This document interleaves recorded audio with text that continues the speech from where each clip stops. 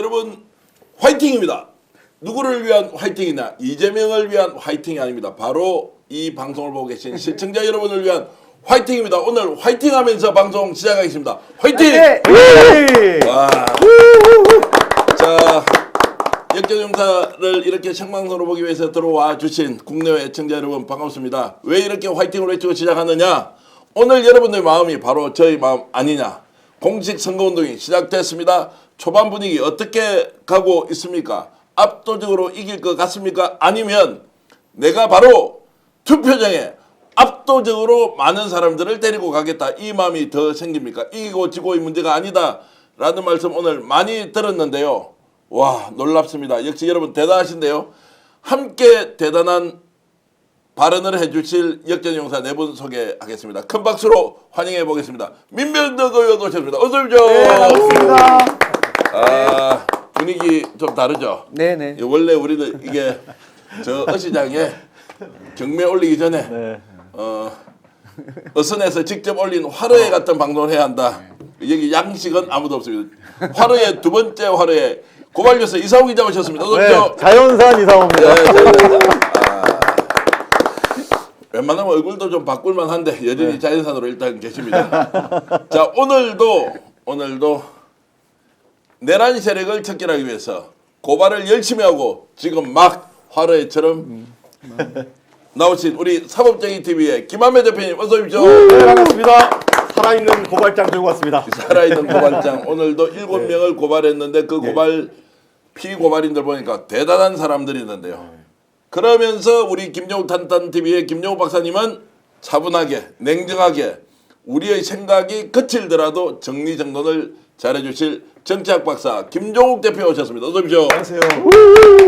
죽은 생선 김종욱입니다. 아, 죽은 생선 이런 판 쓰시면 안 됩니다. 이게 이제 숙성된 이제 이런 것이 벌써 이제 4,400분이 오셨으면요. 제가 좀 여러분들께 홍보해도 이해해 주십시오. 좋아요 누르지 않고 이 방송 보시는 분들은 좋아요 누르고 시작해 주시면 더 많이 동시다발적으로 전 세계에서 이 방송 함께 할 수 있다라고 말씀을 드리겠습니다. 자, 오늘 민명덕 의원은 어디 다녀오셨습니까? 저는 광화문은 못 가고 동탄 갔다 왔습니다. 아, 동탄 가셨구나. 네. 광화문 못 간 이유는 예. 저희 지역에서도 출정식을 했습니다. 예. 그러니까 안양에서 하느라고 광화문은 못 갔습니다. 예. 동탄은 분위기만 들었습니다. 동탄 아니, 광화문은 분위기만 들었습니다. 오늘 동탄 가보시고 엄청 놀라셨죠? 아, 뭐랄까? 그러니까 제 입장에서 보면은 예. 아직까지 많이 어색한데 우리 팀 하는 거 많이 어색한데 이런 것이 많이 보였어요. 예. 특히 저도 그랬거든요. 예. 저도 이제 제 지역에서 제일 처음에 할 때 이거 좀 하지 마 짜증 내면서 제가 막 했어요. 그랬는데 상대방은 이제사 플랜카드를 붙이고 있더라고요, 아침에. 그래서 거기 형님한테 인제 붙이세요 그랬더니 어젯밤 늦게서 왔어 그러면서 이거 끝났어 이렇게 얘기를 하시더라고요. 네. 네. 끝났어 이 말은 저쪽 얘기. 아, 저쪽 얘기는 자기들은 최선을 다해서 붙이지 않더라도 판이 끝났다라고 그분은 생각하시고 우리는 그렇게 전혀 그렇게 생각하지 생각하지 않기 않습니다. 때문에 김한배 대표도 오늘 현장 다녀오셨잖아요. 네, 저는 동탄 주민입니다. 예. 동탄에 살아서 사실은 오늘 첫날이지 않습니까? 예. 너무 영광스러웠고 저는 딱 그 생각이 들더라고요. 3년 전 그 현장 똑같은 장소에서 대선 유세를 저는 봤거든요. 근데 그때하고 지금하고 3년 전과 지금이 너무 분위기가 느낌이 달라요. 저희가 이 동탄 주민들과 우리 네. 국민들의 마음이 그때하고 지금이 너무 틀린 거예요. 그때는 약간 뭐랄까 쫓기는 느낌이랄까. 근데 지금은 승자의 여유 같은 여유로움과 새 나라 새 시대에 대한 희망이 그 당시보다는 지금이 더 그냥 저는 훨씬 컸다. 그래서 저는 심리적으로도 지금 이미 심리전에서 우리가 압도하고 있다는 생각을 많이 해요. 심리전에서 앞다고 했다. 네. 오늘 네 분 다 말 조심하셔야 됩니다. 이겼다 이런 말하면 절대 안 됩니다. 대한민국 모든 국민이 이재명을 지지하는 모든 국민은 이겼다라는 이야기를 하지 않는다. 네, 압도는 괜찮지 않습니까? 아니, 압도, 예. 아니 저는 동탄에서 보니까 생각보다 적다 이런 느낌이었어요. 그렇습니까? 왜냐하면 그게 2시였잖아요. 2시에서 2시 반 정도였잖아요. 네. 그래서 여기 많이 모이기가 힘들구나. 첫째가 하나고 또 두 번째는 첫날이다 보니까 사람들의 관심이 아직까지는 무르익지 않았구나. 예. 이런 느낌이었어요. 생각보다는 적었다 하나하고 두 번째는 굉장히 그 테러에 대한 위험들 때문에 많이 불편했다. 예, 예. 예. 시민들 입장에서는 많이 불편하겠다. 그리고 앞에 뭘 가리는 게 있었잖아요. 예. 그래서 좀 흥은 별로 입장에서는 시민들 입장에서는 조금 더 스킨십하고 그러고 싶었을 텐데 라는 생각. 예, 지금은 사진으로 나오는데요. 민병도 의원께서 매우 조심스럽게 말씀 주셨는데 하여튼 오늘 열기는 대단했습니다. 전 국민들이 열화와 같은 응원의 목소리 곳곳에서 들렸고요. 자, 광화문에서 이재명 후보 어떤 얘기했는지 직접 들어보실까요? 세상을 밝게 비추는 문, 광화문이란 이름 그대로 우리는 이곳에서 칠흑 같은 내란의 어둠을 물리쳤습니다. 빛의 혁명을 시작한 이곳에서 첫 선거운동을 시작하는 의미를 남다르게 가슴에 새기겠습니다. 완전히 새로운 나라, 희망과 열정 넘치는 진짜 대한민국을 만들어 국민 여러분의 열망과 명령에 반드시 보답드리겠습니다. 국민이 주인인 나라, 국민이 행복한 나라, 진정한 민주공화국을 향한 그 위대한 발걸음에 함께 서 주시겠습니까? 자, 엄청 이제 피곤했을 테고 지금 목소리도 평소에 하는 목소리보다 청량감이 좀 떨어지잖아요. 네네네. 그런데 온 힘을 다 쏟아서 저렇게 이제 연설을 하고 있는 모습입니다. 이상호 기자.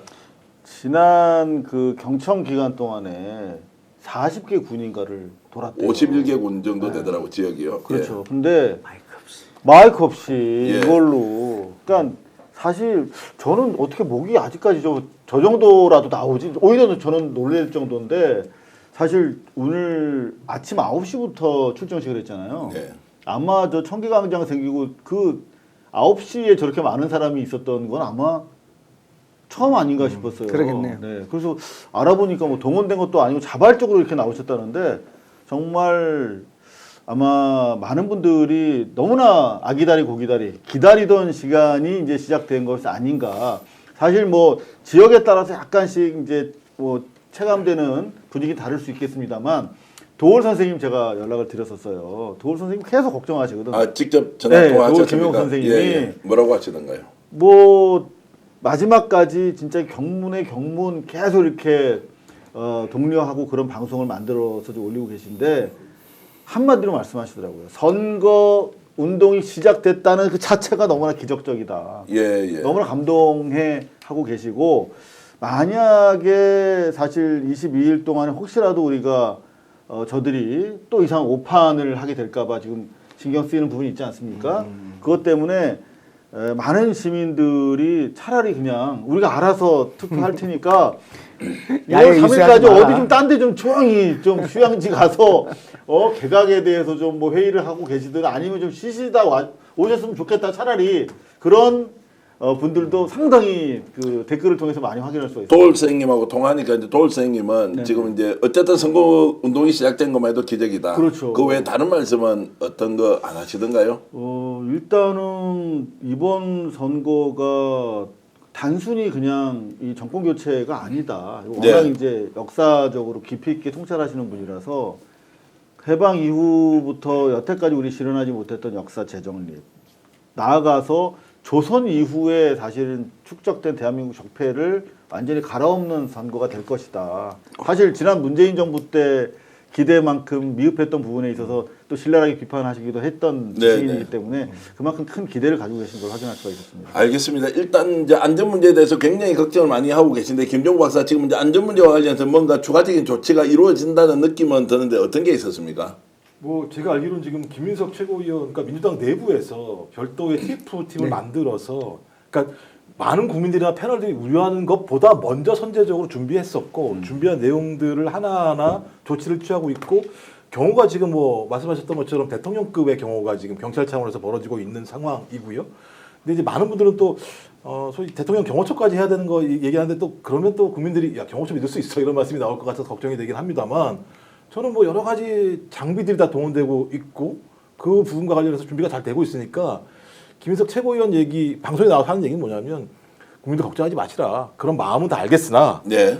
이것이 중심이 되게 되면 선거라고 하는 메시지 자체의 핵심은 후보를 잘 우리가 보호하는 것도 중요한 겁니다만 국민들에게 희망을 줄 수 있는 메시지들이 주요하게 전파되어야 되는데 이게 오늘 선거운동 직전까지는 계속 그런 내용들이 중심이다 보니까 안전, 보안 이런 문제가 되게 중요했었고 그 이유 중에 하나는 이제 국민의힘에서 벌어진 이 말도 안 되는 사태와 관련해서 이 정도 일을 벌일 때에는 뭔가 의무가 있을 거 아니야라고 하는 생각들 때문에 저도 지금은 후보를 지키는 게 가장 중요하다라는 생각을 했다는 생각이 듭니다.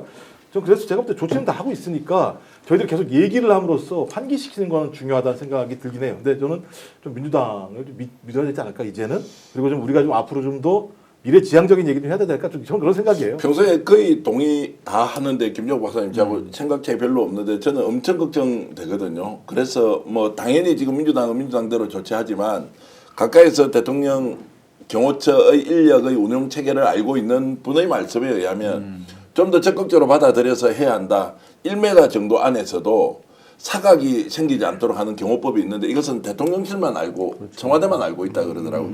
이거 지금 도입을 해야 하는데 아직까지 그 단계가 되지 않았다라는 이제 얘기를 듣고는 뭐 일단 저는 뭐 동의 안 하겠습니다. 왜 그러냐면 뭐 예를 들면 여기는 또다리 하시고요. 저는 저 울어가겠습니다. 그러니까 여기 뭐 일단. 풍선도 내리고 그다음에 뭐 어떤 햇빛 같은 거 거울 가서 반사를 해서 조준을 못하게 하고 이런 얘기들이 많이 나오는 상황이고 말씀하신 것처럼 다양한 방법들의 첨단 기기를 도입하는 내용을 딱 고민하고 있는 걸 제가 알고 있는 상황입니다. 네, 예. 저는 그래서 근데 경호처는 좀 제가 고민스러운 대목이 있어요. 예. 경호처를 신뢰하지 않는 건 아닙니다만 경호처가 온다고 해서 이거 그 경호처 내부에 있는 사람들을 신뢰할 수 있는가라고 또 다른 또 논쟁이 벌어질 수 있기 자, 때문에 경호처의 인력이 직접 오는 것보다 경호처의 방식을 그대로 하려면 이제 인력 보강이 엄청 이루어져야 하는데 그것을 운용할 수 있는 지금 체계는 돼 있다. 다만 선택의 문제가 남아 있는데 좀 예를 들어서 유권자들이 좀 불편할 수는 있지만 그런 것들을 강제해야 한다는 까지 있다는 것. 뭐 민주당도 내부적으로 고민을 하고 있으니 요 이제 논의는 어쨌든 좀 더 시간을 중요한 두고 하고요. 게 있는데 시민들이 어떻게 받아들이냐가 예, 예. 제일 중요한 것 같아요. 오늘 녹탄 현장에서 이제 아까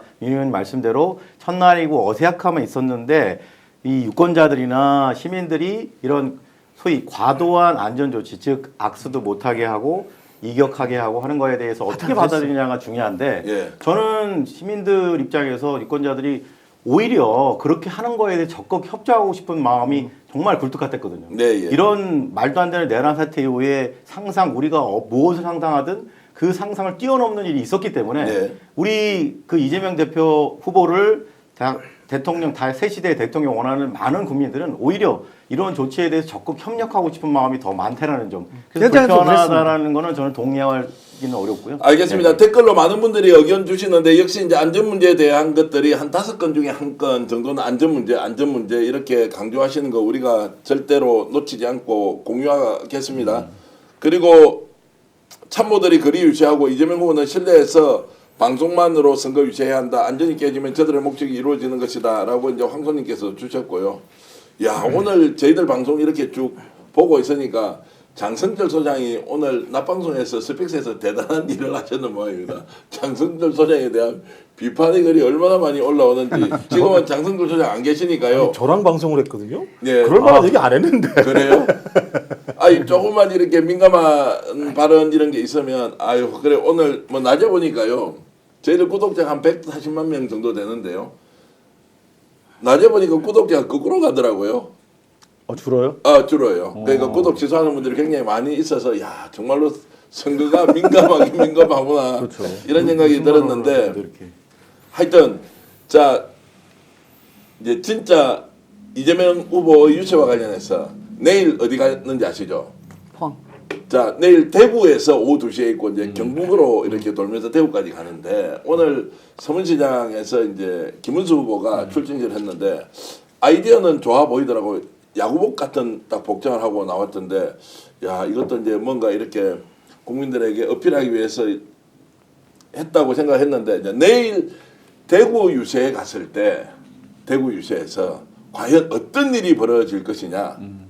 자 홍준표 후보의 뭐 채권도 지지 선언을 한다. 대구 분위기가 예사롭지 않거든요. 자 그러면 지역구가 안양이시지만 대구에서 내일 이재명 후보 이제 고향이기도 하지 않습니까? 어떤 분위기가 연출될까요? 한번 예상해 주시죠. 지난번 그쪽 갔을 때 고향에 왔다고 너무 좋아하셨거든요. 예. 네. 그래서 실은 그리고 대구 분들도 이번 판은 이재명이 되는 판 아니야? 라고 생각될 여지가 크기 때문에 옛날보다는 좀 다르지 않을까 예. 이런 생각이 듭니다.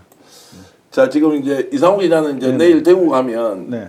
제가 아는 대구 사람들 내일 이재명 후보 오기만 와라. 김문수 서문시장 왔다 갔지.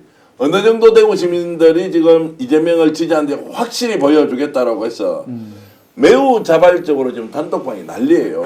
다 모여보자. 대구도 이번 기회에 한번 뒤집자. 이제 이런 분위기가 있어서 지금 그 왜 그 홍준표를 지지하던 SNS 모임 있잖아요. 예. 그쪽이 홍사고. 집단적으로 지금 이재명 지지 선언을 하고 나섰어요. 근데 이게 이재명 대표가 마지막까지 홍준표 후보한테 공을 들였잖아요. 예. 그렇죠. 전화 연락도 하고 이분 귀하게 쓸 뿐이다 뭐 이런 식으로 하고 회복도 올리고 네. 막걸리 한잔 하자고 하고. 그렇지. 그러니까 그 부분에 대해서 나름대로 이 그 지지 단체가 그냥 무시로 움직인 것만 하진 않아요. 나름대로 하와이로부터 원격적인 뭐 뭔가 커뮤니케이션 하에 움직이는 것 아닌가. 이건 당연한 거 아니겠습니까? 김한배 대표 얼굴이 막 좀 색깔이 좀 달라지만 아니, 저는 홍준표를 고발했기 홍준표가 때문에. 갑자기 왜 이재명 지지야 대구에 가면 홍준표 인기도 없는데 왜 지지야 이제 이런 생각이 들긴 한데 아니 그거는 뭐 하실 일은 하시는 예, 거고 예. 선거 때는 어차피 제가 중요하니까.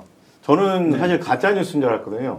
사실입니다. 근데 진짜더라고요. 그래서 제가 이게 어떻게 해석을 해야 되나. 내일 한다는 왜냐면 거죠? 내일? 내일 지선을 한다. 지지선을 이제 하는 것도 봐야 되고 그 내용이 뭔지도 해야 되는데 이제 대구에 가서 내일 동성로에서 오후 2시에 이제 예정이 돼 있던데 동성로가 대구에 이제 한때는 이제 민주화 운동의 상징이고 또 한때는 거구 집회를 하는 곳이기도 했고 이제 그 공간에서 지금 이재명 후보가 직접 이제 나온다고 하니까 대구가 난리가 났다는 건데요. 홍준표 후보가 이런 글을 페이스북에 올렸는데 잠깐 볼까요? 어떻게 되어 있습니까? 2번이나 당했다라고 하는 거. 자, 김정국 박사 한번 읽어주시죠. 30년 정치를 했는데도 어쩌다가 저거 니은 오 미음 같은데요. 예. 한테 2번이나 내다바이 아니에요? 내바다이를 당하냐? 네다바이. 예. 예. 부끄럽고 부끄러워서 낯을 들고 다니기가 창피하네요. 김문수는 역이용했는데 그래 이재명이 나라에서 한번 살아봐라. 글도 이상하게 쓰네. 네가 이재명이에게 한 짓보다 10배나 더 혹독한 대가를 받을 거다. 이 정도면 거의 사실상 저주에 이재명 지지 선언이네요. 그러니까요. 저주 이재명이 자, 이길 거다라는 대통령 걸 인정하는 거죠. 자, 너희들 이제 이재명 나라에 한번 살아봐라. 어떻게 되는지 너가 지금 이재명이한테 한 짓보다 10배나 더 혹독한 대가를 받을 거다. 이재명 후보는 지금 보복 안 하려고 어떤 경우에도 그럴 거 할 시간 없다는데 지금 홍준표가 나서서 보복하라라고 하는데 그러면 이제 몇 가지 좀 팩트 체크 하겠습니다. 면책 특권이 국회에만 있으신 민병대 의원께 여쭙겠습니다. 즉해서 한 놈한테 2번이나 내다바이 당했다. 한 놈이 누굽니까? 한동훈 아닐까요? 한동훈? 예? 윤석열. 자, 윤석열을. 예, 그러면 한동훈이라는 의견과 자 우리 김한배 대표는 아니 저는 무조건 윤석열로 해석이 되는데요. 지금 왜? 저게 윤석열이 아니면 어떻게 저거를? 맨 아래에 있는 말 예, 있는데 윤석열이에요, 윤석열. 맨 저 아래에 아래는 윤석열이고 저 위에는 예. 한동훈인데 한동훈 전 윤석열이 둘 다- 맞습니다. 저는 한 곱하기 하는 한동훈과 누구야 이거 왕뚜껑 그 한동훈 한동훈과 한덕수를 얘기하는 한덕수? 것 같은데요. 한 놈한테니까 그냥 둘 다 저는 윤석열로 보이거든요. 30년 정치를 했는데도 어쩌다가 한 놈한테 2번이나 내다바이 당하느냐. 한 놈이 누군지 이제 상상의 영역으로 일단 보내겠습니다. 이재명 나라에서 한번 살아봐라. 이제 이 말은 이재명이에게 한 집보다 10배나 더 혹독한 대가를 받을 거다. 자, 이 말은 이제 이재명에게 한 짓이라는 것은 누가 한 겁니까? 윤희했죠. 윤희했죠. 그리고 윤도하고 한도 했어요. 예, 윤과 한이 어쨌든 10배나 더 혹독한 대가를 받을 거다. 김정욱 박사, 네. 정치학적으로 10배의 혹독한 대가는 구체적으로 어떤 저 얘기 겁니까? 누가 했냐면요. 네. 유심 작가가 한 얘기예요. 예. 둘이 TV 토론할 때 얘기할 때 나는 진짜 다음에 꼭 이재명 후보가 대통령이 돼가지고 그 패로 갚았으면 좋겠다는 얘기를 했어요. 네. 그 얘기 뭐냐면 저는 이재명의 나라에서 이재명 후보가 보복을 한다는 게 아니라 우리나라가 합법적인 법률적 체제를 가지고 그 범죄에 대해서 정확하게 예를 들면 응징을 한다면 저는 저게 나와 있는 한 X라는 사람은 본인이 지은 죄가 얼마나 많습니까? 나 당장 내란죄 하나만 가지고도 뭐죠?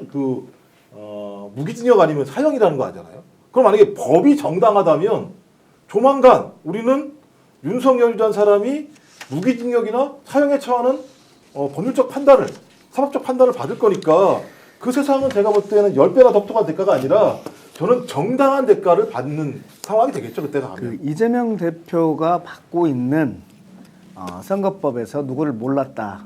이것을 가지고 지금 이 고통을 받고 있는데 거기에- 이 기준을 가지고 윤석열한테 얘기한다면 또 뭐 이제 배임죄 관련해서도 대장동 관련해서 이게 배임죄라면 그러면 너는 이런 측면에서 보면은 훨씬 더 큰 죄를 받을 거다. 실제로 유죄를 너는 받을 거다. 이런 부분이라고 봐야죠. 그리고 사실 홍준표 씨가 일관되게 그 지난 경선 과정에서도 이재명 대표에 심했다라고 대해서 했어요. 너희들이 벌인 수사는 과잉 수사였다는 취지로 여러 차례 강조했기 때문에 있는 그대로만 너희들 혐의대로만 수사받아도 너희들은 엄청나게 가혹한 사법적 처리를 받게 될 것이다라고 이 하는 부분에 얘기입니다. 대해서는 원칙적인 이재명 후보 오늘 동탄 연설에 정리를 하셨어요.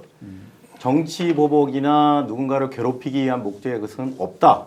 하지만 행위에 대한 거기에 대한 응분의 어떤 그 상응하는 처벌은 반드시 있어야 한다라고 얘기를 하셨기 때문에 저희 국민도 그렇게 생각합니다. 어떤 없는 죄를 거의 만들어내는 식으로 해서 완전히 초토화시키고 수백 번의 압수수색을 해가지고 탈탈 털어서. 이런 식의 것은 없지만 분명히 아까 내란죄 말씀하셨지만 그 외에도 분명히 존재하는 실질적으로 존재하는 실체적인 범죄 비리 혐의에 대해서는 반드시 그 행위에 대해서는 처벌을 해야 된다라는 의사는 분명히 밝히셨다고 근데 지난 생각합니다. 정권이랑 확실하게 다른 게 있어요. 그러니까 지난 촛불 정부나 이번 그 비체 정부는 뭐 가제입니다만 실제로 지난번에는 적폐청산을 가지고 검찰을 활용했는데 적폐라는 게 사실 대단히 좀 바운더리가 넓잖아요. 이거 뭐 따지고 보면 다 적폐지 뭐. 근데 이번엔 확실하게 내란 세력 척결이라고 하는 매우 구체적인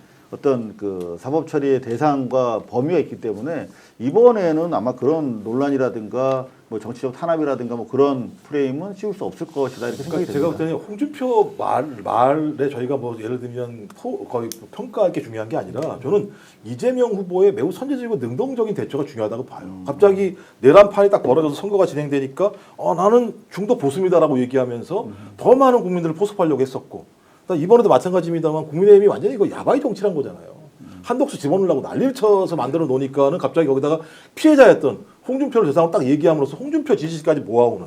그래서 더 많은 다수 유권자들을 만들어야지만 앞으로 내란 세력을 진압을 하건 아니면 이재명식 개혁 정치를 펼치건 훨씬 더 많은 지지를 얻어야지만 그 힘을 가지고 갈 수 있는 거거든요. 왜냐하면 힘이 약하고 지지의 정당성이 약하게 되면 아무리 좋은 정책도 한 발을 못 나갔던 것이 문재인 정부에서 우리가 봐왔던 과정이기 때문에 저는 지금 이 상황은 홍준표의 저런 얘기 이런 게 중요한 게 아니라 이재명 후보의 매우 선제적이고 능동적으로 다수 유권자들을 어떻게 만들어 나가는지에 대한 매우 정치적인 예술의 부분들을 저희가 잘 간파를 하고 거기에 맞게 움직이는 게 더 중요하다고 생각이 들어요. 그러니까 지금은 이제 막 본격적으로 이렇게 도마 위에 올려놓고 막 요리를 하기 어려운데 갑자기 홍준표가 지지하는 듯한 그리고 홍준표 지지자들이 이재명 후보를 또 뭔가 이렇게 응원하는 듯한 이런 것들을 보면서 불편해하는 사람이 굉장히 많다. 저도 그렇고 우리 김한배 대표도 그렇지만 특히나 대구 가서 홍준표가 지지한다면 그것 때문에 막 싫어서 차라리 이재명 지지하고 싶은 마음이 없어지는 사람도 굉장히 많다고요. 그만큼 대구에는 홍준표에 대한 민심이 안 좋다. 그런데 미국 가서 지금 갑자기 한동훈을 공격하든 윤석열을 공격하든 저런 막 공격하는 것은 결국 자기 살기 위해서 쇼하는 거 아니냐라는 의견도 굉장히 많다. 이것은 표로 심판해야 하는 것도 있는 것이고 사실관계 혹시라도 우리가 오인하게 되면 홍준표가 밀어준다고 해서 야 그 이재명 더 좋겠다 이렇게 할 일도 아니라는 생각이 좀 들어서 요건 좀 짚고 넘어가야 할 것 같고요. 근데 홍준표가 아무리 저렇게 발악을 해봤자 우리가 확실하게 기대할 수 있는 건 3대 특검이 지금 발의가 된 상태잖아요. 예. 그게 뭐 내란, 최상병, 김건희 안에 명태균 들어가 있고 또 플러스 알파로 조이대까지 해서 4대 특검이 자동적으로 시작되게 되면 홍준표가 아무리 저렇게 뭐 저게 뭐 일말의 정치적인 자기 기반 유지를 위한 당연히 정치인이니까 쇼겠지만 그럼에도 불구하고 기차는 특검의 기차는 달려갈 것이다. 자 그렇게 해놓고 자 그래서 이제 열기가 지금 우리 네 분 다 동시에 우리가 그 수를 좀 해주시면 좋겠는데 지금 이제 무슨 투표입니까 이건? 이재명 후보를 지지하겠다는 이 열기가 누가 보더라도 이재명 다 이기기 때문에 열기는 이제 이 정도로 최고조에 올랐고 관리를 해야 된다라는 쪽으로 그러니까 오를 만큼 올랐다는 것이냐 아니면 이 열기가 계속 더 에스컬레이션이 될 것이냐 상승할 것이냐 이 부분에 대해서 상승한다는 분 손들어 주시고 이 정도면 이제 최고조에 올라왔다 또는 하락기로 접어들 것이다 라는 부분에 대한 의견을 좀 여쭤보겠습니다. 50%를 기준으로 말씀하시는 거죠? 열기가 지금보다 더 높아진다 이재명에 대한 압도적 지지가 더 높아진다 아니면 기대와 전망이 거꾸로 가는 지금은 전망입니다. 저 때문에 기대하면 안 돼요. 기대한 그리고 두 번째 질문도 또 있습니다. 이렇게 해서 표 차이가 어느 정도 날 것이냐라는 부분도 지금 벌써 나오고 있거든요. 어느 정도 표 차이가 날 것이냐라는 것도 함께 우리가 전망해 보면서 열기가 식지 않도록 해야 하는 것이고 열기가 유지돼야 한다고 하는데 자 아까 말씀 중에는 자 오늘 생각보다 많은 사람들이 안 왔다 또는 열기만큼은 훨씬 더 고조됐다라고 하는 의견이 있으니 자 지금은 열기가 계속 이재명 쪽으로 집중되어서 더 가속화될 것이다라고 생각하시면 손 한번 들어주십시오. 자 가속화된다는 분 두 분. 자 그러면 오를 만큼 올랐고 지금부터는 관리하는 것이 매우 중요하다고 생각하시는 분이 두 분. 저는 기권입니다. 기권. 네. 잘 모르겠다는 거지. 저는 우리 뭐 애청자들께서 듣고 싶은 내용은 더 오를 거야, 60% 할 거야. 저도 오늘 출정식 하면서 저희 지역에서는 60% 해야 된다, 넘겨야 된다 이런 목표를 막 제시하고 왔는데 그건 목표이고 다만 어떤 느낌이 드냐면 김문수라는 사람이 그래도 장난 아니다. 그리고 보수가 이게 14일짜리 선거하고 22일짜리 선거는 좀 다르다. 제 출발이 저기가 늘었다 하더라도 가면서 계속 전열을 찾아갈 거다. 라는 것 속에서 우리가 전망을 해야지. 그래서 쟤네들은 질이 멸렬했어. 지금은 질이 멸렬했지만 진행하면서 전열을 찾아가면서 아마 제가 보기에는 이재명을 악마화시키고 그러면서 그 악마의 핵심은 이재명이 되면 독재를 할 거야. 입법, 사법, 행정 이런 것을 가지고 계속 프레임을 걸어올 겁니다. 그렇기 때문에 저희에게도 위기는 있을 개연성이 꽤 있다. 라고 보는 거예요. 자 그렇고 이제 지금 계속 열기가 고조된다고 지금 하셨던 우리 김정욱 논리 정의당 김정욱 박사께서는 열기가 더 이렇게 치솟아 갈 것이다. 그러니까 제가 왜 그러냐면 말씀하신 것처럼 일단 김문수가 대선 승리를 위해서 뛸 것인가? 저는 거기에 동의하지 않아요. 저는 김문수도 정치를 오래 했었기 때문에 이 판은 이길 수 있는 선거가 아니다라고 얘기했을 때는 자기가 이후에 정치적으로 재기할 수 있거나 아니면 자기의 세력들을 확대할 수 있을 만큼의 구조를 만드는 게 가장 중요한 상황입니다. 그럼 이 상황에서 누구랑 안 싸우겠습니까? 윤석열하고 저는 안 싸울 거라고 봐요. 윤석열이랑 싸운다고 얘기하는 건 TK 지역, PK 지역 친윤으로 불리고 있는 국회의원들과 싸워야 되는 문제가 발생하기 때문에 그들과 싸워서는 선거 패배 이후에 자기가 정치적인 제기를 할 수 있는 공간을 만들 수가 없다라는 측면과 관련해서 매우 애매모호한 태도를 취할 수밖에 없다. 그러니까 뭐 윤석열을 뭐 추앙한다 이렇게 얘기하지 못하고 욕도 못하고 애매모호한 상황으로 갈 수밖에 없으면서 타협점들을 찾을 거라 생각이 들고 이런 공간이 생기면 윤석열은 여지없이 또 나타나서 이 선거는 내란 선거라는 것을 계속 확인시켜 줄 거다. 이미 어제 선거 출발하기 전에 자기가 그런 거를 쓰면 어떤 상황이 나올지 뻔히 알면서도 내놨다라고 얘기하는 거 나 살아있어. 난 여기 계속 개입할 거야 라고 얘기하는 거고 국민의힘에 있는 의원들도 나한테 다 공천받은 거 아니야? 가만히 있어. 내가 가지고 있는 게 한두 개 아니야? 이걸 다 얘기한 거라 생각이 들거든요. 또 마지막은 저는 TK와 PK 같은 경우 전 적어도 반성적 투표에 대한 나름대로의 고민의 흔적들이 좀 공감들이 형성할 거라 생각이 들어요. 그래서 두 가지겠죠. 아예 안 나와버리거나 아니면 이번엔 안 되겠다. 한 번은 뭐 국민의힘을 응징을 하든 아니면 이번에 한번 이재명을 믿어보든 이런 표들이 나올 거라는 생각이 들기 때문에 저는 남아있는 표는 아직 있다라는 생각이 들어서 그런 표들이 모아질 수 있는 환경들이 이제 22일 동안 차근차근 좀 앞으로 나가지 않을까 생각이 듭니다.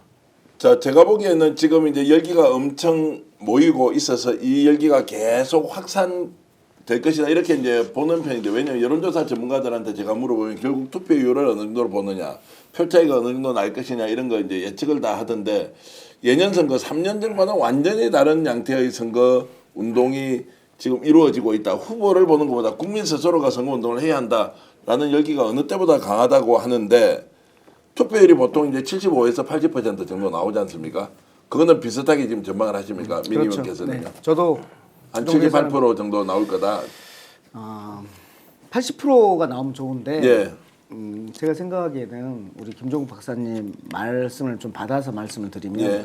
오히려 더 낮을 수 있다. 낮을 수 있다. 우리는 높을 수 있지만 저쪽이 낮을 수 있다. 예. 투표율 자체는. 예. 득표율은 우리가 더 높을 수는 있다. 예. 투표율 자체는 보수 쪽에서 많이 안 나온다. 창피해서.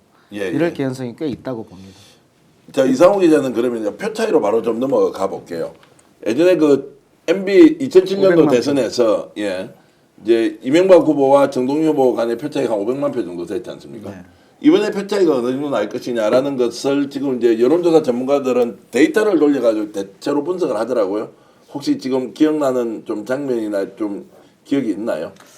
그 저는 그 MB 때까지는 안 가고 싶고요. 예. 제가 안심을 못하는 거는 사실 뭐 많은 전문가들도 뭐 이런 말씀 하시는 분도 계시던데 지난 우리 그 박근혜 탄핵 당시에 투표 상황 보면 완전히 괴멸 수준이었잖아요. 국임당이. 예. 그리고 마지막에 박근혜가 6%까지 떨어진 상황이었음에도 불구하고 문재인 당시 후보가 41.1%밖에 못 얻었거든요. 예.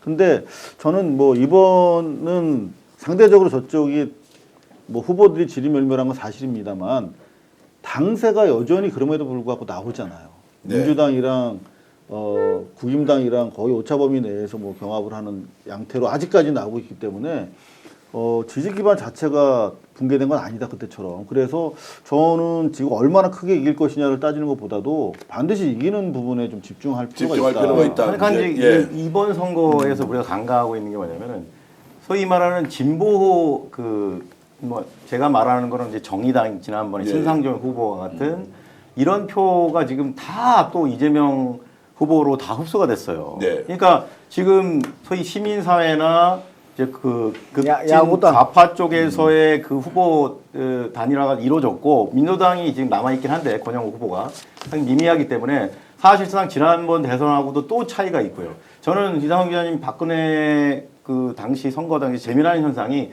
지금까지 대한민국의 대선 역사상 최다 득표자가 박근혜였다는 거예요. 그냥 절대 숫자로 따지면. 그래서 저는 그때하고 단순 비교를 해봤을 때 문재인, 박근혜 이 양파전의 양상하고 지금 그 이재명과 김문수의 이 양파전의 그 구도의 양대 세력의 그 경합하는 그 세기가 그 당시보다 지금이 훨씬 압도적으로 기울어 있기 때문에 이미 기울어진 운동장 상태가 더 심화되어 있기 때문에 저는 그 박근혜가 획득했던 그 절대 최다 득표수는 무조건 경신할 거예요 이번에. 예. 최다 득표수는 무조건 기록할 거고요. 다만 득표율이 60%까지 갈 거라는 거는 산술적으로 통계적으로 조금 상당히 불가항력적이기 때문에 저는 그건 달성하기 어렵다고 보지만 자, 열기 자체는 저는 그 박근혜가 수립했던 그 기록을 깨면서 질적으로는 훨씬 더 열성 지지표들이 더 많아질 것이다. 자, 기록도 간단하게 없어지고. 질문 드리고 좀 넘어가겠습니다. 네. 왜냐하면 이제 20일 정도 남았는데 그러면 열기를 지금 최고조다라고 했을 때 어떻게 더 이제 이렇게 좀 펌핑업을 지킬 것이냐라고 하는 부분에 혹시 좋은 아이디어 가진 분 있습니까? 이제 의지로는 절대로 지금은 표 차이 얘기해서는 안 된다. 오로지 이기는 거 위해서 자 올인해야 한다 이런 말씀 충분히 알고 있는데 지금 열기가 실제로 이제 계속 끌어오르기 위해서는 어떻게 해야 하느냐라는 부분에 대해서 혹시 아이디어가 저는 있으면. 후보 자체가 이 질문을 계속 던져야 된다고 생각합니다. 우리 국민들 앞에서 김문수 후보에게 물어야 돼요. 그 윤석열 내란 세력과의 관계 정립을 어떻게 할 거냐.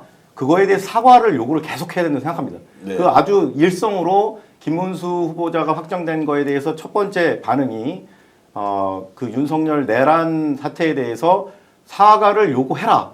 국힘당에 당신들이 정말 민주공당이 맞다면 거기 후보라면 윤석열 내란 사태에 대해서 사과를 요구해라라고 요구하는 이것을 계속해서 지속적으로 요구를 해서 김문수 입에서 그 대답이 나올 때까지 계속해서 요구해야 된다고 생각합니다. 예. 예. 저는 김한배 대표 쪽에 한 표를 주고 싶은데요. 예, 예. 그러니까 확실하게 큰 표 차로 이기는 것도 중요하지만 사실 동력이라는 것들은 핵심 지지층에서 나오는 거 아니겠습니까? 그런데 지금 확장성에 좀 주력하면서 경제 이슈라든가 뭐 그런 부분에 대해서 좀 주로 공략을 하고 계신 것 같은데 방금처럼 내란 중식이라고 하는 측면에서 개념만 크게 잡고 마치 이게 무슨 뭐 정치적 탄압 아니냐라고 하는 공격에 따른 반작용을 우려한 것인지 몰라도 매우 구체적이고 사이다 발언은 조금 자제하는 것 같은데 저는 김문수에 대해서도 윤석열에 대해서도 그리고 김건희에 대해서도 적극적으로 공세적인 메시지도 좀 필요하다. 그래야 우리가 야 빨리 좀 투표장에 나가자 하는 측면에서도 지지층도 좀 더 강하게 반응할 수 있다라는 생각이 듭니다. 저는 이 정도의 지금 이제 외부적 상황 같으면 긴장도가 계속 유지되어서 저도 오늘도 그렇고 이제 무조건 투표장에 나서 투표해야 한다. 그리고 또 제가 던진 질문이 사전 투표냐 본 투표냐 어떻게 하느냐. 제 주위에 물어보니까 열에 뭐 8, 9명은 다 사전 투표 해가지고 그날 뭔가를 보여줘야 된다라는 얘기도 많이 하더라고요. 그게 이제 열기가 이어질 가능성이 저는 매우 높다고 보는 것이고. 그렇죠. 사전 투표라고 하는 게 매우 중요한 상황인 거죠. 말씀하셨던 예. 것처럼 이 투표가 진짜 그야말로 응징 투표구나라고 예. 하는 부분들을 확인할 수 있는 거는 많은 사람들이 대거 나가고 또 편리하잖아요. 꼭 자기 동네 안 가서 투표할 수도 있는 거가 있기 때문에 전 그래서 제가 볼 때는 내란 정신 말씀하시는데 저는 이거는 선대위가 해야 되는 거죠. 무조건 예. 세게 얘기하죠. 내란 뭐 예를 들면 김문수 막 공격을 해야 되는 겁니다. 근데 잘 보시면 이재명 후보가 갑작스럽게 리더로서 전체적으로 부상된 계기가 어떤 계기였었냐면 이 내란 와중에도 국민의 삶을 고민해주네. 먹고 사니 즘 그다음에 거기다 잘 사는 짐이 되게 중요한 언어였다는 생각이 들어요. 이런 게 나오기 시작하면서부터 내란 종식 이후에 이 불안한 상황들이 대선이 지나고 나면 거칠 수 있겠구나라고 하는 리더십에 대한 나름대로의 어떤 신뢰감들이 생기면서부터 굉장히 안정적인 형태의 지지율을 유지했던 과정들이 분명히 있습니다. 저는 그래서 당연히 뭐 모든 국민들은 내란 이건 종식 정도가 아니죠. 완벽하게 진압해야 되는 거죠. 근데 저는 이거 선대위가 이건 되게 좀 강하게 얘기할 필요가 있습니다만 저는 후보는 내란 종식도 얘기하지 말라는 얘기 아닙니다. 그 말을 하지만 더 중요한 문제는 지금까지의 삶과 또 다른 삶에 대한 비전이라고 하는 이미지가 이재명 후보라는 것으로 투영되는 과정으로 가게 되면 저는 매우 이 선거 자체가 후반부에 가게 되면 건강한 선거로 갈 수 있다는 생각이 듭니다. 저는 김종국 박사 말씀에 동의합니다. 네. 지난 항소심에서 우리 후보가 무죄가 나왔을 때 저는 기쁜 이유가 뭐였냐면 이제 사법 리스크나 이런 얘기 안 하고 조금 안정적으로 대한민국을 어떻게 만들 것인데 진짜 대한민국은 무엇인데 어떻게 진짜 대한민국을 만들 건데 이 부분이 중점이 되는 선거를 치를 수 있겠다 싶었었어요. 근데 이제 5월 1일 날 딱 그렇게 바뀌면서 또 싸움판 됐구나 이런 느낌이었는데요. 이재명 대표가 극복해야 되는 지점은 뭐냐면 이재명 대표를 너 왜 비난해? 라고 하면은 구체적이지 않고 그냥 싫어해요. 그냥 싫어가 굉장히 많거든요. 네. 예.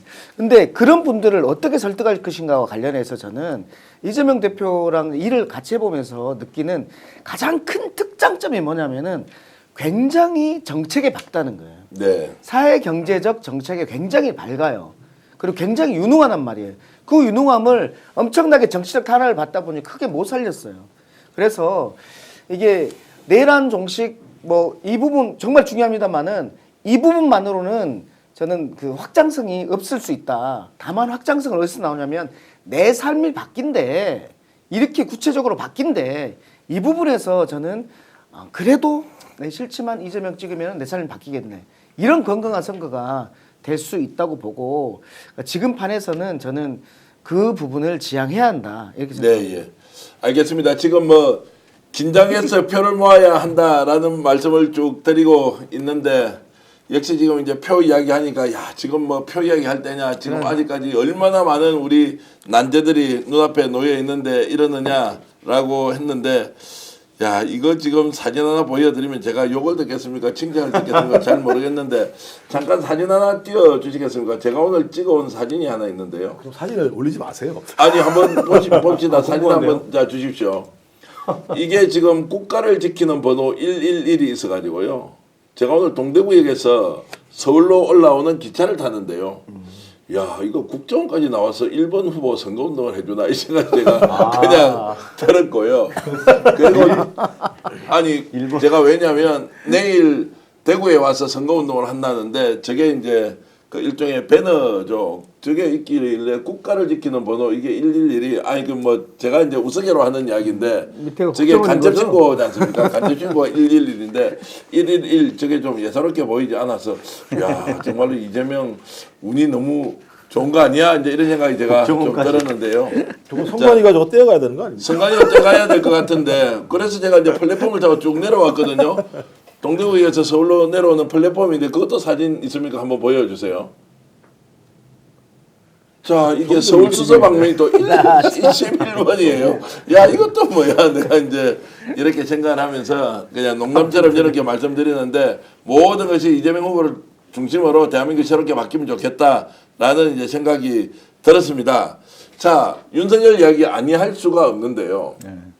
지기현 문제부터 바로 이야기 들어가 보겠습니다. 지기현 판사가 이제 윤석열 재판을 아예 비공개로 하겠다라고 했다는데 그 어떤 내용입니까? 지금 저도 이게 이제 전원이긴 한데요. 아니 이게 지금 이제 단독으로 지금 하는 이야기 좀 들어보십시오. 재판을 참관했던 분이 직접 글을 올리셨어요. 오늘 재판 참관했던 분이 오늘 재판 3차 공판에 들어가서 다 그거를 그 참관하기가 쉽지가 않은데 그걸 다 하신 분이 글을 올린 그걸 보고 제가 이 얘기를 하는 건데 지기현 재판장이 빈대 잡는데 초과상관 태운다라는 말을 했다고 합니다. 근데 그 말의 의미가 우리는 언뜻 해석하기에 이런 이 윤석열이가 내란 행위를 벌인 것이 한마디로 뭐 야당의 국회 독주 이런 걸 하기 위해서 과도한 이 비상계엄이 하여튼 빈대 사소한 문제에 대해서 너무 과도한 대응을 한 것이 내란이다 이렇게 해석이 되잖아요. 그게 아니고 재판을 이렇게 그 무리하게 공개를 할 필요가 있느냐. 그거 하면서 국가 군사 비밀, 국가 비밀이 다 이렇게 노출되는 위험을 무릅쓰고 공개 재판할 필요가 있느냐. 이 부분은 우리가 차라리 그냥 비밀 그 재판으로 하자, 비공개 재판으로 하자라는 걸 합리화하는 그런 차원으로 발언을 했다라는 거예요. 그 빈대 잡는 게 현장에서 초과상관 들으신 태운다는 분은 말을. 제가 그 얘기 듣고 너무 경악했다는 거죠. 지금 국민들의 법강정이나 지금 여기까지 이르기에 이 온 국민의 분노와 이 내란 사태의 주범인 내란 속의 윤석열을 구속 취소시킨 장본인인 지기현 판사가 개가천선하는 차원에서 했나? 내란을 드디어 이제 이렇게 과도한 행정작용이고 대통령의 비상권 남용이라고 보고 이제 제대로 응징하려고 저는 그렇게 생각했는데 자, 그게 아니었다는 거죠. 자, 그래서 이제 이 말씀을 우리가 있는 그대로 받아들이면 되죠. 네, 그래서 지금 지기현 재판부를 그대로 놔둘 수는 없습니다. 이것에 대해서 국민들이 정말 더 분노해야 되고요. 지금 저 티픽스 채팅창에 지금 징계 청원 링크를 다시 제가 요청을 드렸습니다. 예. 여러분들 이 방송 보시고 지기현 재판부는 반드시 교체해야 됩니다. 이대로 놔뒀다가는 내란 재판이 송두리째 다 정말 우리 국민들의 기대하는 법감정과 정반대로 공소기각 판결이 나올 수도 있다는 예상이 지금 나오고 있습니다. 자, 이상호 기자, 이게 이제 비상 상황입니다. 예. 자, 이게 이제 공식적으로 확인은 되지 않지만 만약 그렇다면 지기현은 뭔가 국민들의 눈치를 보거나 이번 재판이 혹시 불공정 시비에 휩싸일까 봐서 나름대로 균형 감각을 가지고 할 것이라고 기대했는데 전혀 그렇지 않고 자기는 자기 식대로 재판 끌고 간다 이렇게 볼 수 있는 거 아닌가요? 이미 12월까지 지금 기일을 다 잡아놓고 예. 12월까지는 어떤 식으로든 자기 그 바운더리 안에서 내가 끌고 나가겠다라고 하는 의지를 이미 표명한 바 있는데 더구나 지금 우리가 재판을 생중계하라라고 요구하는 판에 이거를 완전히 비공개로 다 지금 가져가겠다라고 한다면 이건 우리가 절대 받아들일 수 없는 것이죠. 사실 제가 조금 전에 우리 확장성도 중요하지만 동시에 지지 기반에 대해서는 내가 확장성을 취하지만 그럼에도 불구하고 나의 사이다 정치는 계속된다라고 하는 어떤 그런 그 효용감을 준다는 측면에서 사실 지금 뭐 전국 법관대표 회의가 지금 뭐 열리는 부분 때문인지 당장 뭐 조희대에 대한 탄핵 안도 싹 지금 뭐 그 승부르기에 들어간 상태에서 네. 지기현까지 저렇게 방치하면서 도대체 내란 세력과의 어떤 그 비타협적인 척결 그거 기대할 수 있을까? 따지고 보면 다 그 우리 사회 기득권의 가장 전투적인 커넥션이 연결된 게 내란 그 커넥션인데 그 내란조차도 이렇게 극복 못하는 거 아니야라고 하는 일말의 우려가 생긴다면 저는 대단히 이거 우려할 만한 시그널이 갈 수도 있다. 근데 그런 시그널이 이제 이 이슈만 있으면 우리가 당연히 집중해서 신경을 쓰고 제대로 따질 건데 이제 대선 운동이 시작돼 버렸어요. 그리고 조희대 탄핵도 지금 딱 국민들의 시각에서는 야 대선 시작인데라고 이제 하면서 자 그럼에도 불구하고 지금 이 세력들이 어느 정도 통제되고 또는 제압이 되었다, 진압이 되었다 이렇게 볼 수 있습니까? 아니면 계속 준동을 할 수 있다라고도 보십니까? 어떻습니까? 계속 준동할 수 있겠네요. 예. 예. 사실관계 확인이 좀 필요한 것인데 다음 재판 때 어떻게 하겠다라는 구체적인 발표는 얘기 안 했지만 거기에 속에서의 말이 그렇게 읽혔다는 거 아닙니까?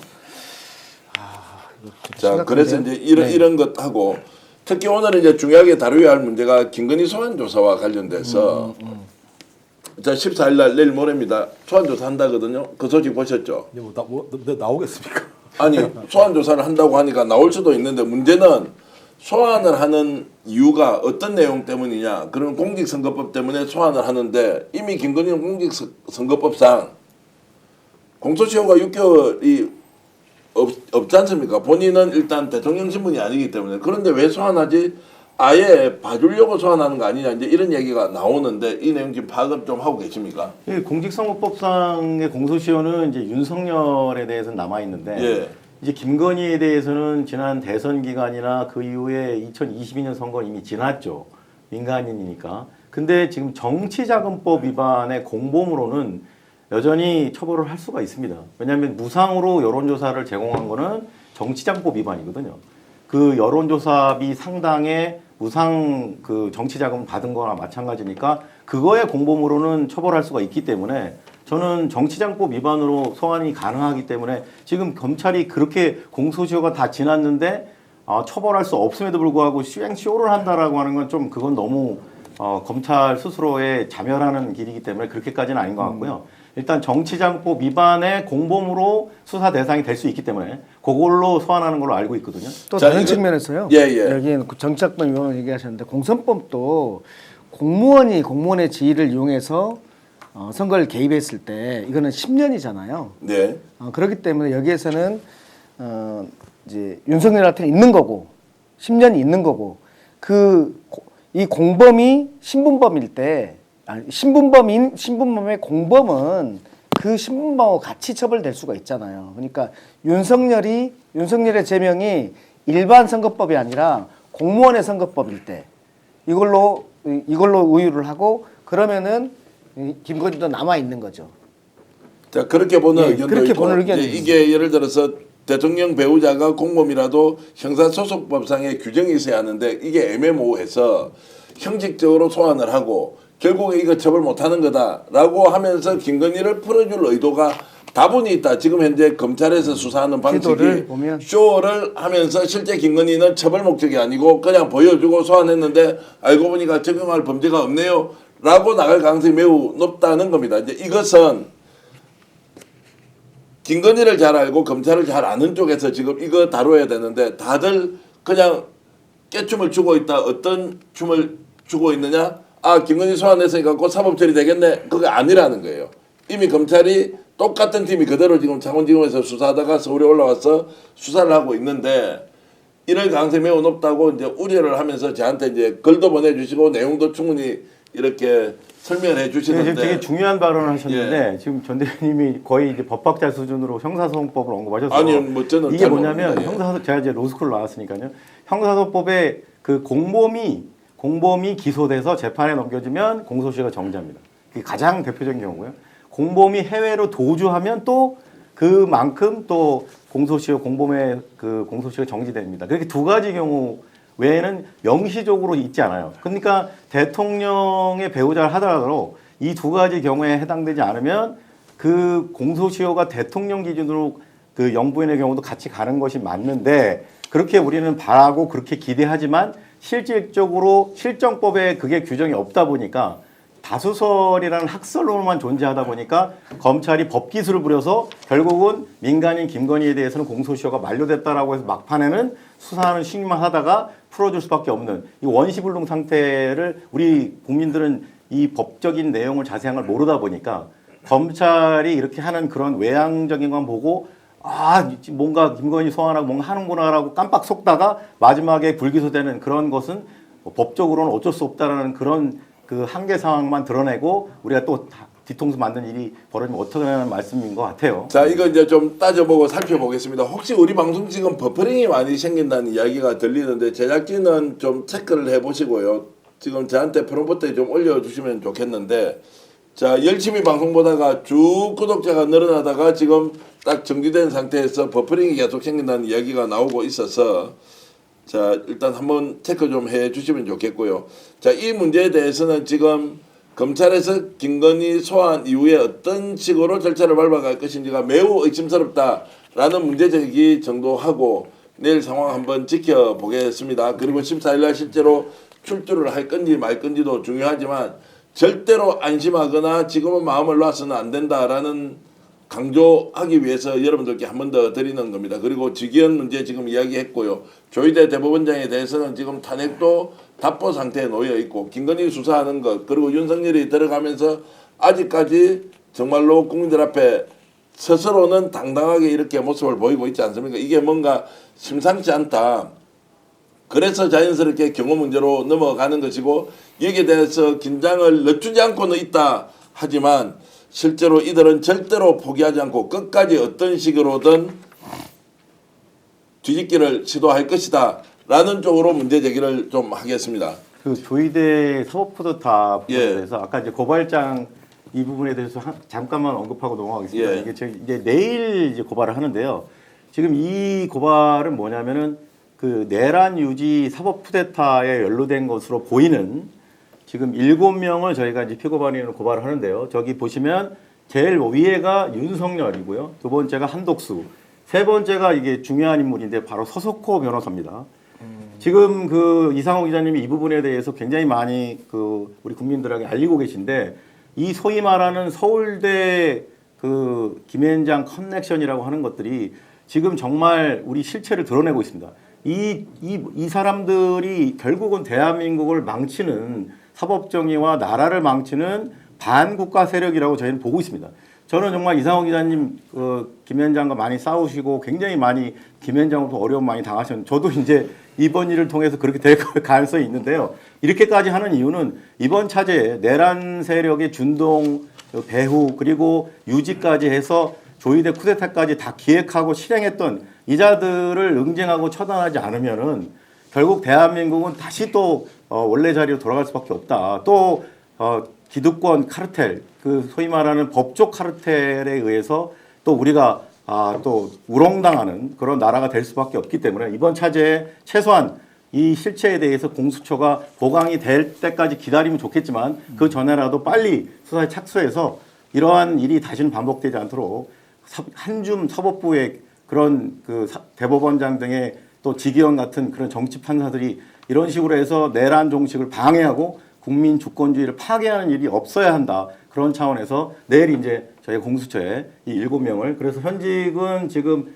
조희대 대법원장, 그다음에 심우정 검찰총장, 김주현 이 인물도 중요합니다. 이 김앤장 서울대 커넥션의 핵심 인물인 김주현 민정수석 그리고 지기현까지 해서 윤석열 탈옥과 그다음에 이재명 낙마까지 기획하고 실행한 것으로 보이는 7명에 대해서 저희가 내일 공수처에 고발합니다. 많은 응원 바랍니다. 알겠습니다. 자, 그런 열혈 애국 우리 대표님의 노력 우리가 높이 평가하고요. 자, 이 문제 잠깐 다뤄보겠습니다. 이상호 기자님께 질문 드릴게요. 네. 김문수 중심으로 지금 정말로 한덕수 반란 또는 쿠데타가 바로 진압이 되면서 김문수 중심으로 이렇게 가지 않습니까? 자중질환 생깁니까? 아니면 이대로 한 20일 정도 계속 가면서 국힘은 원팀을 이어갈 수 있습니까? 어떻습니까? 전 지금부터 되게 재밌는 나름대로 또 스펙터클 막장 드라마가 계속될 거라고 기대하고 있습니다. 기대하고 있다. 예. 네, 일단은 2번은 수정해야 자기 입장이 정리되는 분이 계시죠. 이수정이라고. 예, 예. 네, 바로 직전까지만 해도 뭐 김문수 뭐 가처분이 나가리다 막 이러다가 놀리다가 바로 또 후보가 되니까 이 진짜 기대가 크다는 취지의 이 변모 아주 그냥 순식간에 바뀌죠 입장들이. 페이스북 좀 네. 올려주시죠. 예, 페이스북 올린 내용 준비되어 있던데 좀 올려주시죠. 예. 말씀하시죠. 그 이수정 교수를 예. 오늘 광화문 우리 쪽 집회에서 예. 봤답니다. 아, 왜요? 맞습니까? 네, 봤답니다. 우리 비서관이 봤답니다. 예, 봤는데 예. 도대체 그 사람의 수정은 얼마까지 오는 거야? 예, 예. 아, 이재명 대표 출정식 왔어요? 예, 그랬다네요. 출정식에 와서 이제 구경하고 갔다. 저도 거기 갔었는데 저 못 봤어요. 그래요? 바로 옆에서 봤다는 우리 비서관이 자, 이쪽으로 또 수정하시려고. 이수진 교수가 어떻게 올려놨는지 수원정에 저 이수정 위원장이 올려놓은 거 있으면 페이스북. 아, 이게 예. 이제 지금 둘 다 삭제된 상태인데요. 네. 처음에는 야, 너 가처분 기각됐네. 어쩌냐? 어떡하냐? 문수야입니다. 문수야. 예. 예? 저렇게 조롱하다가 가처분 바로 이제 인용된 것으로 보이는데 후보가 되니까 대선 후보도 못 낼 뻔했는데 아이고 탈출구가 생겼습니다. 그러면서 경의를 표합니다. 그렇지. 이게 경의를 표하고 최선을 다하겠다. 어? 저렇게 진짜 가장 먼저 바람보다 먼저 눕는 풀잎처럼 저런 분들이 사실은 국임당의 정체성 있고 본질이죠. 대부분 다 저럴 거라고 지금 생각합니다. 그는 줄을 서면 원팀으로 계속 가겠네요. 그렇죠. 그리고 권성동도 지금 보면은 아직 준비를 못 해가지고 김문수 옷이 아니에요. 그냥 빨간 옷 번호만 있는 거 입고 나와가지고 일단 뭐 행사를 치우고 있지 않습니까? 네. 김문수만 자기 옷이 있어. 그럼에도 불구하고 저거 보세요. 지금 김문수만 이름 빼고 2번만 있는 거야. 네. 한덕수가 될지 몰라서 저런 걸 준비를 했나 보더라고요. 잠깐 저런- 그 말 좀 뭐라고요? 김문수 후보가 될지 몰라서 아, 김문수 이름이 안 찍혀 있어요. 지금 아. 대부분 2번으로만 네. 이제 오늘도 다 돌아다니는 분들 보면 예, 이름이 예. 안 찍혔어요. 번호만 이름이 없고 보도가 있다는 것은 이제 누가 될지 모르니까 제작하는 시간이 필요한데 제작하는 시간 자체를 확보를 못하니까 물량이 지금 가지 못한 거예요. 그리고 지금 뭐 유세 차량 같은 경우도 아직 랩핑이 안 돼 있어요. 예, 예. 김문수가 이름이 없어요. 오늘 그럼- 또 네. 이상한 사진이 하나 올라왔던데 아 그렇죠. 유세차도 이거 이제 보시는 양쪽이 저렇게 비교가 된다. 이제 1번 이재명, 2번 김문수는 없다는 것이고 저는 근데 오늘- 결론적으로 말씀을 드리면 일단은 빠르게 겉으로 봤을 때 정상화되는 모양을 취할 텐데 예. 실제 김문수 입장에서 탐나는 텐트 폴 때는 저기 지금 자유통일당이잖아요. 예. 정광훈. 네. 정광훈 쪽이랑 어떤 식으로든 뭐 단일화든 뭐 선거 연합이든 형태로 국임당의 과거 자기 배신했던 자들의 지분을 최소화하려고 하는 다양한 시도를 통해서 스펙터클한 막장 드라마를 좀 더 연출해주지 않을까. 자, 기대하고 이 사진도 한번 보시죠. 뭐 재밌는 사진인데 김문수 후보의 유세 차량에 이재명 후보가 나와서 연설하는 장면이 있는데요.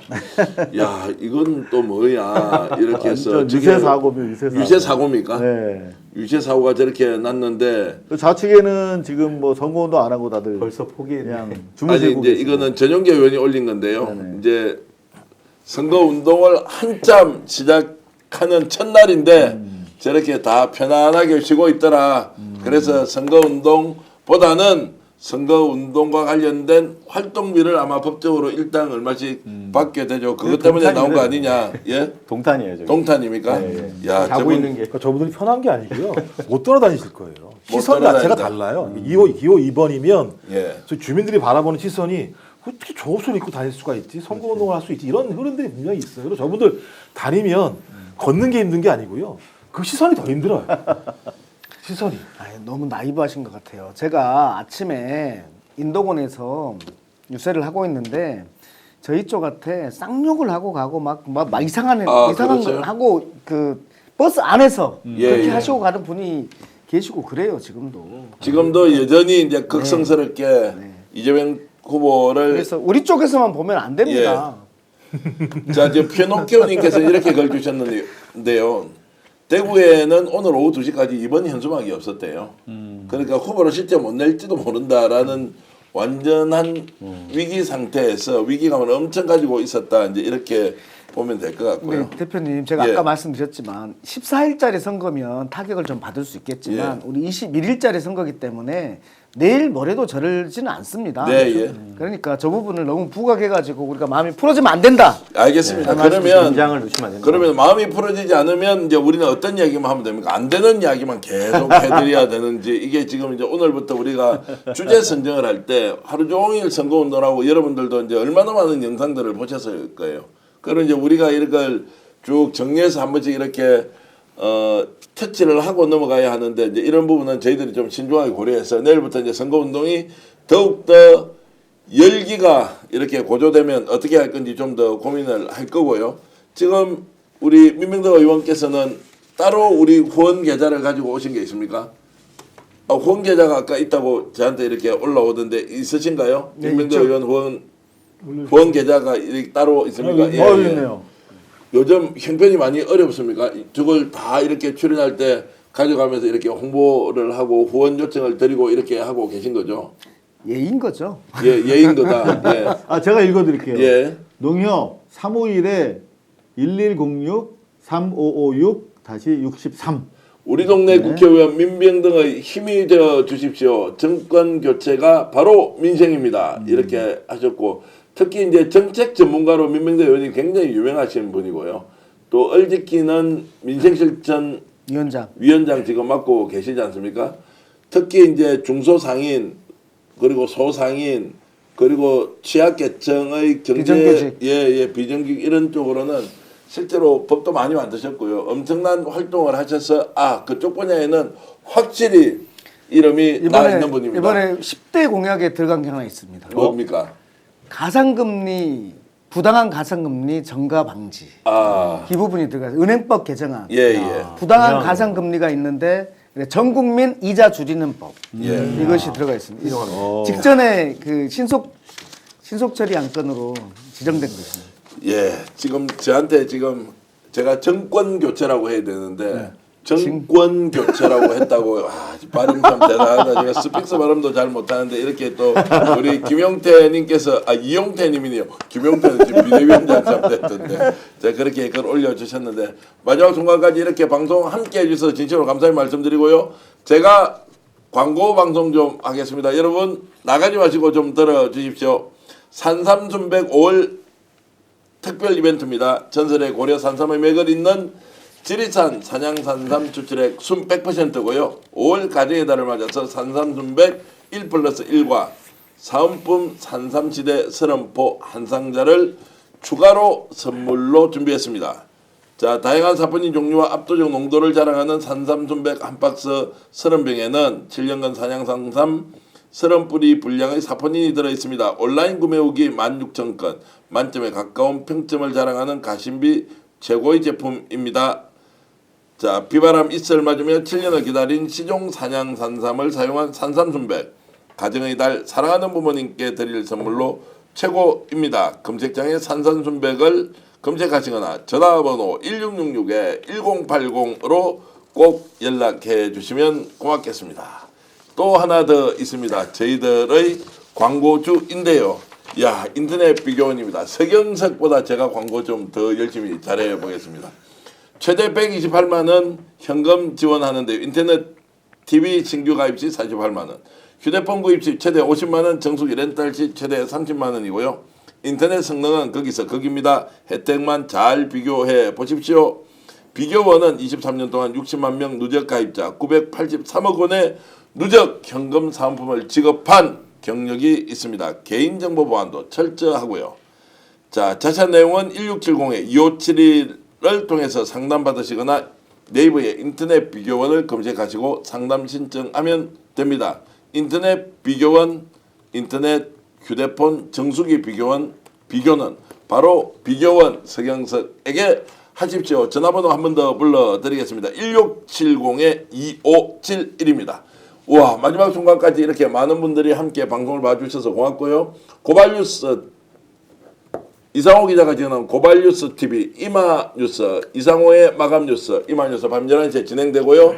구독 좋아요는 스픽스 구독 좋아요와 함께 고발뉴스도 꼭 구독해 주시고요. 김종우의 탄탄TV도 구독해 주시면 고맙겠습니다. 탄탄TV 화이팅입니다. 감사합니다. 10,000명 넘었습니다. 자, 10,000명 넘었는데 그 10,000명 넘을 때 아마 우리 방송에서 한번 서포트해서 10,000명이 넘었을 그럼요. 것이다 당연합니다. 라고 생각하고 사법정의 TV 김한배 대표도 요즘 방송 열심히 하고 계신데 5만 명 만들어 주십시오. 5만 명 만들어 달라고 하고 있습니다. 여러분들, 자, 사법정의 TV도 많이 구독해 주시고요. 저도 10,000명 좀 만들어 주시죠. 10,000명을 만들어 달라. 야, 오늘은 이제 10,000명을 조금 안 돼 있습니다. 10,000명 조금 안 돼 있는데 민병 떡 TV. 떡 TV도 여러분들 꼭 기억해 주시면 고맙겠습니다.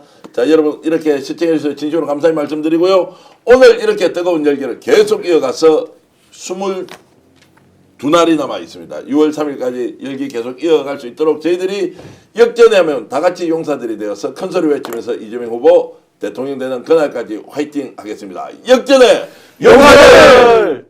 오늘 방송 어떠셨습니까? 마음에 들었다면 구독, 좋아요로 스픽스를 응원해 주십시오. 여러분들의 구독, 좋아요는 가장 큰 힘이 됩니다. 스픽스 구독, 좋아요.